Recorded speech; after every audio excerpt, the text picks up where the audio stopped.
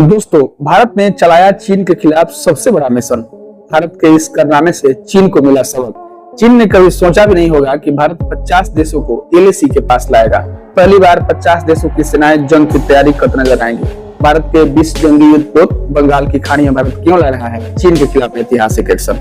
दोस्तों, चीन काफी समय से भारत को हिंद महासागर से लड़ रहा था। चीन कभी हम्बनटोटा बंदरगाह स्पाइस भेजकर भारत की मिसाइलों की जासूसी करवाने की कोशिश करता है, तो कभी पाकिस्तान के ग्वादर बंदरगाह पर भारत के खिलाफ पश्चिमी साइड से षड्यंत्र करता है। चीन अब मालदीव को साथ लेकर दक्षिणी पश्चिमी साइड से चाल चल रहा है। चीन को ये भ्रम है कि उसकी नेवी ही दुनिया की सबसे शक्तिशाली नेवी है, जो भारत में आसानी से घुस सकती है और हमला भी कर सकती है। उसको लगता है कि भारत की नेवी चीन को काउंटर अटैक तक नहीं कर पाएगी। तो दोस्तों, चीन के इस भ्रम को उसके दिमाग से निकालने के लिए भारत ने हाला बोल दिया है। आने वाले इसी 19 फरवरी को चीन का चैन छीन लेगा भारत। ऐसा इसलिए क्योंकि भारत की नौसेना अपना सबसे विकराल रूप दिखाएगी। क्योंकि चीन को ये बताना जरूरी है कि अगर उसने हिंद महासागर के जरिए भारत के खिलाफ कोई भी गलत हरकत की, भारत उसका किस तरह से तबाही का तोहफा देगा। इसके लिए भारत अरब सागर की जगह चीन के सबसे नजदीक बंगाल की खाड़ी में एक बड़ा ऑपरेशन शुरू करने वाला है। और ये ऑपरेशन पूरे 8 दिन तक चलने वाला है। भारत यहाँ पर 5, 10 या 20 नहीं बल्कि 50 देशों की नौसेनाओं को बंगाल की खाड़ी में जमा करने वाला है। और सिर्फ सेनाएं ही नहीं बल्कि एक से बढ़कर एक मिसाइल है, फाइटर जेट, युद्धपोत, एयरक्राफ्ट कैरियर, इसके अलावा और भी बहुत कुछ। दोस्तों, भारत ये क्यों कर रहा है, कैसे कर रहा है और भारत दुश्मन देशों को कौन कौन से हथियार दिखाने वाला है, इनकी ताकत क्या है, ये सब आपको बताएंगे। लेकिन उससे पहले आपसे रिक्वेस्ट है कि भारतीय सैनिकों के लिए इस वीडियो को लाइक जरूर कर दीजिएगा। साथ ही कमेंट बॉक्स में जाकर जय हिंद लिखना मत भूलिएगा। दोस्तों, विश्व विजय अभियान की शुरुआत करने वाली है भारतीय नौसेना और पहली बार भारत के नए युद्धपोत मिसाइलें दिखाएंगी अपना जौहर। दोस्तों, हिंद महासागर में बढ़ती चीन की दखलंदाजी और इसके साथ ही लाल सागर में बढ़ती सुरक्षा चिंताओं की वजह से भारत अपनी खुद की मेजबानी में इसी 19 फरवरी से एक विशाल मेगा नौसैनिक अभ्यास करने वाला है। युद्ध अभ्यास का नाम है मल्टीलेटरल नेवल एक्सरसाइज मिलन 2024। जल क्षेत्र में चीन की चुनौतियों के बीच ये सबसे बड़ा युद्ध अभ्यास होगा, जिसमें कई देश शामिल होंगे।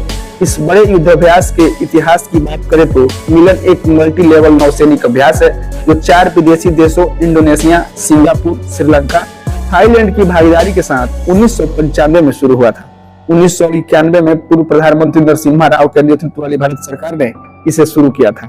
इसका मकसद दक्षिण पूर्व एशिया के देशों के साथ राजनीतिक, आर्थिक और सुरक्षा सहयोग विकसित करना था। और इस क्षेत्र में चीन पूरी दुनिया के नासुर बन चुका था। चीन दक्षिण सागर से लेकर हिंद महासागर तक अपने धौंस दिखा रहा है। तो ऐसे में इस युद्धाभ्यास का मकसद चीन ही है। आंध्र प्रदेश के विशाखापट्टनम में इंडियन नेवी युद्धाभ्यास करने जा रही है। जल क्षेत्र में चीन की चुनौतियों के बीच ये सबसे बड़ा युद्धाभ्यास होगा, जिसमें कई देश भारत की समुद्री ताकत देखेंगे। सवाल है कि इस युद्ध अभ्यास के लिए भारत ने विशाखापट्टनम को ही क्यों चुना। कि यह अभ्यास अंडमान और निकोबार कमान में अपने 10वें संस्करण तक फला फूला। उसके बाद अभ्यास के बढ़ते कद और एक बड़ा मंच देने के मकसद से होस्टिंग देश विशाखापट्टनम को चुना गया। यह शहर कई मायनों में इस आयोजन की मेजबानी के लिए आदर्श है।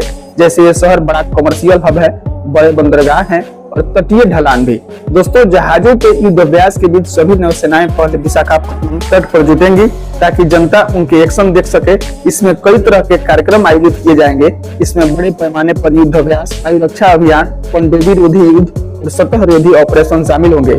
इस बड़े नेवल युद्धाभ्यास में 50 देशों की नौसेनाएं और उनके हथियार भी शामिल होने वाले हैं। सबसे खास बात तो यह है कि 50 देशों का यह युद्धाभ्यास चीन के सबसे पास होने वाले हैं। आपको बता दें कि 19 से 27 फरवरी तक विशाखापट्टनम में प्रस्तावित युद्धाभ्यास मिलन में America, Japan, Australia, France, Bangladesh, दक्षिण कोरिया, वियतनाम, इंडोनेशिया और मलेशिया जैसे देश की नौसेनाएं भाग लेंगी। भारत में 2 चरण, हार्बर चरण और समुद्री चरण होंगे। इधर भारत भी इस अभ्यास के लिए अपने दोनों एयरक्राफ्ट कैरियर INS विक्रमादित्य और INLS विक्रांत को तैनात करेगा। इनके अलावा 20 नौसैनिक युद्धपोत, PSI जैसे समुद्री गश्ती विमान और पनडुब्बियां भी अभ्यास में भाग लेने वाली है। चीन हिंद प्रशांत क्षेत्र में अपनी ताकत दिखा रहा है, जिसमें जापान और अमेरिका के साथ उसका सीधा टकराव हो रहा है। खासकर पूर्वी और दक्षिणी चीन सागर में यह समुद्री अभ्यास न केवल ताकत दिखाने के लिए है, बल्कि United Kingdom, Israel, Saudi Arab, Iraq, Iran, Oman, Qatar, Kuwait, और यूएई, ब्रुनेई, फिलीपींस, मालदीव जैसे कई प्रमुख देशों के बीच राजनीतिक पहुंच के लिए भी है, जिसमें केन्या, इंडोनेशिया और मॉरिशस जैसे देश भी शामिल हैं।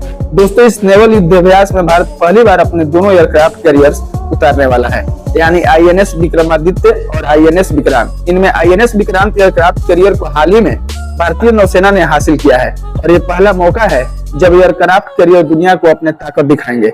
चलिए जानते हैं कि आखिर कितना ताकत रखता है भारत का स्वदेशी एयरक्राफ्ट कैरियर। भारतीय समुद्री सीमा में सुरक्षा के लिए भारत के पास 2 एयरक्राफ्ट कैरियर हैं। चीन के पास भी 2 एयरक्राफ्ट कैरियर है, जबकि पाकिस्तान के पास एक भी नहीं है। आईएनएस विक्रांत भारत का पहला एयरक्राफ्ट कैरियर है जिसने 1971 के युद्ध में पाकिस्तान को घुटने टेकने पर मजबूर कर दिया था। 1997 में आईएनएस विक्रमादित्य सेवानिवृत्त हो गया था। अब विक्रांत का नया वर्जन सामने आया है। ये पहले से ज्यादा ताकतवर और आधुनिक हो गया है। ये आत्मनिर्भर भारत का सबसे बड़ा उदाहरण है। आईएनएस विक्रांत का कुल वजन करीब 45 टन है। इसकी सबसे बड़ी खासियत है इसकी हैंगर एरिया, जो कि 22 मीटर चौड़ा और 182 मीटर लंबा है। 14 डेक वाले इस एयरक्राफ्ट कैरियर का सबसे बड़ा हिस्सा इसका हैंगर है, जहां करीब 22 एयरक्राफ्ट और नौसेना के हेलीकॉप्टर को पार करने की क्षमता है।